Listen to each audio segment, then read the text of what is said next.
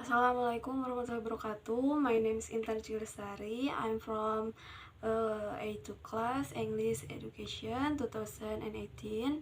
Now I will explain about definition of syllabus. According to Triento in 2010, the syllabus is a set of a group of subject matter that includes competency standard, basic competence, subject matter, learning activities, indicator, achievement, time allocation, and learning research. Syllabus become an important role of teachers due to being a learning tool that includes competence standard. And the second is benefits of syllabus. Syllabus has a benefit for teacher. The first is become a guideline for developing learning tools in the classroom. And then the last is starting from planning, setting learning activities and assessment, a guideline from a syllabus. I think enough. The next material will be explained by Nopita. Okay, next slide. There are syllabus function. In the syllabus function, there are three functions.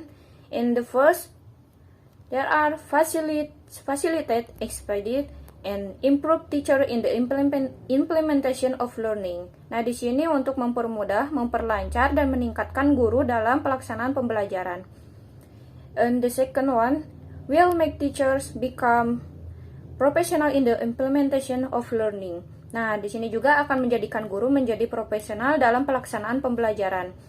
And the last, teacher can see, observe, analyze, and predict the learning process as a logical and planned framework.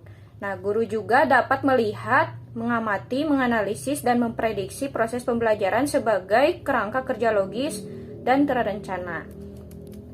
And the next slide, there are syllabus component. Nah, di sini juga ada 10 syllabus component ya. And untuk yang pertama itu ada subject identity. The identity of the subject in the form of the name of lesson taught by teacher. Nah, untuk identitas mata pelajaran ini berupa pelajaran yang diampu oleh guru. The second is school identity. The school identity contains the name of the education unit and the class to be taught by the teacher. Nah, di sini juga memuat untuk school identity memuat nama satuan pendidikan serta kelas yang akan diampu oleh guru. In third, core competencies atau biasa kita sebut kompetensi inti. Nah, core competence is the achievement of competency standard in aspect of attitude, knowledge, and skills relate to subject obtained by students. Nah, di sini juga kompetensi ini merupakan pencapaian standar kompetensi dalam aspek sikap, pengetahuan, keterampilan terkait mata pelajaran yang diperoleh oleh peserta didik. And the next, basic competence atau biasa disebut kompetensi dasar. Nah, hampir sama di sini ya. A core competency only based on specific abilities in aspect of attitudes, knowledge, and skills. Nah, hampir sama ya. Hanya saja berdasarkan kemampuan spesifik dalam aspek sikap, pengetahuan, dan keterampilan. Okay, next. There are competency achievement indicators atau indikator pencapaian kompetensi. Nah, di sini indicators of competence achievement are student behavior that is measured of or observed. Nah, indikator pencapaian kompetensi ini merupakan perilaku peserta didik yang akan diukur, diamati, atau hasil pengukuran akan menunjukkan pencapaian kompetensi dasar tertentu dalam penilaian mata pelajaran. Next is material or main material atau materi pokok. The subject matter is material that has been regulated by Indonesian education which is written in points in accordance with indicator of competence achievement.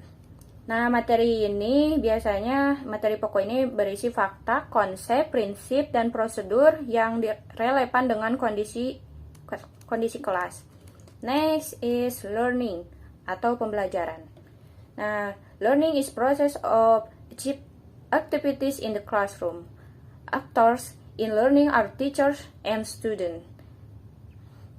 And the learning process is pursued to determine the achievement of the expect competencies. Nah, proses pembelajaran diupayakan untuk menentukan pencapaian kompetensi yang diharapkan. And next is rating atau penilaian. Nah, assessment is an activity carried by the teacher to determine the achievement of student learning outcomes. Kegiatan yang dilakukan oleh guru untuk menentukan pencapaian hasil pembelajaran peserta didik. And next, time allocation atau alokasi waktu. The time allocation is set as the number of hours of lesson for semester. Nah, alokasi waktu ini juga digunakan untuk mengatur jadwal jam pembelajaran agar lebih efektif. And the last is learning resource. Learning resource are a collection of book, prints, media, and electronic or other learning resources to support teachers in teaching and learning process. Oke, sekian saja materi dari yang saya sampaikan. Semoga bermanfaat. Terima kasih sebelumnya.